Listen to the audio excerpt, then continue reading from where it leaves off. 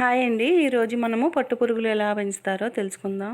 పట్టుపురుగులకి మల్బరీ ఆకు కావాలి కదా, అందుకని మల్బరీ తోట పెంచుకోవాలంట ఫస్ట్. ఏమో గుడ్లంటండి. ఫస్ట్ గుడ్లు ఇలా ఉంటాయంట. స్టార్టింగ్ గుడ్లు ఈ స్టేజ్లో ఉన్నప్పుడు తెస్తారంటండి. తెచ్చాక ఇలాగ అవుతాయంట 2 రోజులకి మన దగ్గర. వాటికి గుడ్లోంచి పిల్ల బయటకు వస్తుంది అన్నప్పుడే మల్బరీ ఆకు కట్ చేసి చిన్న చిన్న ముక్కల కింద వేసేస్తారంట.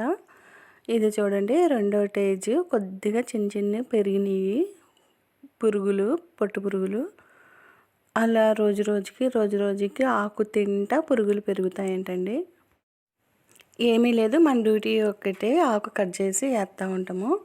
అవి తింటా పురుగులు అలాగే పెరుగుతూ ఉంటాయంటే చూడండి ఎలా పెరుగుతున్నాయి. రోజు రోజుకి పెద్దవి అవుతున్నాయి పురుగులు. ఇలా స్టేజీలు మారుతూ ఉంటాయంట. నా చిన్నప్పుడు మా నాన్నగారు పట్టు పరిశ్రమ పెట్టారు. నాకు కొంచెం ఐడియా ఉంది దాని గురించి.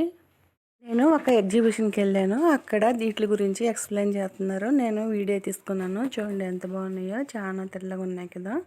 ఈ ఆకు తిని కొలిది రోజు రోజుకి ఇలా పెద్దవి అవుతూ ఉంటాయంట ఈ పట్టు పురుగులు.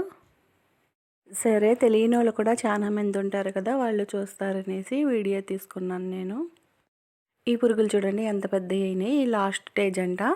ఇలా అయ్యాక ఈ పురుగులను తీసేసి మన చిక్కములాగా గూడుల్లో ఇలా వేసేస్తారంటండి పురుగులు. అయ్యో చూడండి, అలా వేసేసిన పురుగులు ఇంకా ఈ మేత అవసరం లేదు, వాటికి గూడులు కట్టేసుకుంటాయి. అలా గూడులు, ఆ పురుగులన్నీ అలా గూడుల కింద గూళ్ళు కట్టేసుకుంటాయి. పురుగు తన చుట్టూ తను గూడు అల్లేసుకుంటుందంటండి. చూడండి రౌండ్గా ఎలా అల్లేసుకుందో.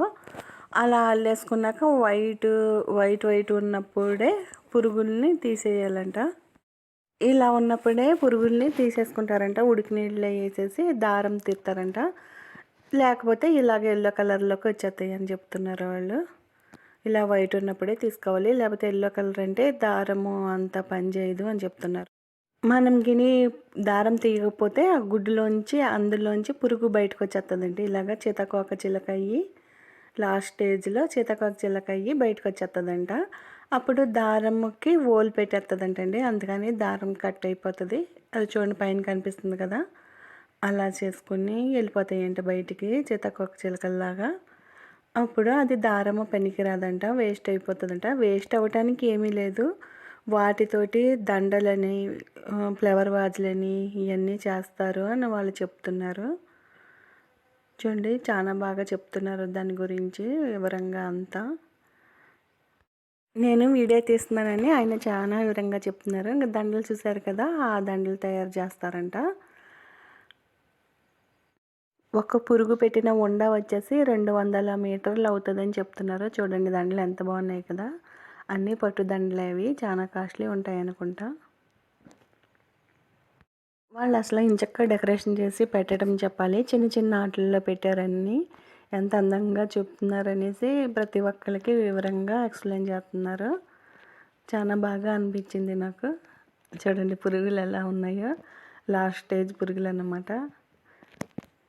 మనము ఉండలు గమ్మున తీయకపోతే ముదిరిపోతాయంట. 2 రోజులకే ముదిరిపోతాయంట. అవి ఎల్లో కలర్లోకి వచ్చేస్తాయి కదా. ఆ దారముతో చూడండి ఫ్లవర్ వాజులు, ఫ్లవర్స్ దండలు ఎంత అందంగా చేశారో. ఇగో చూడండి ఎంత బాగున్నాయో. ఓకేనండి, సబ్స్క్రైబ్ చేసుకోండి, లైక్ చేయటం మర్చిపోకండి. ఇలా ఎన్నెన్నో వీడియోలు పెడదాము.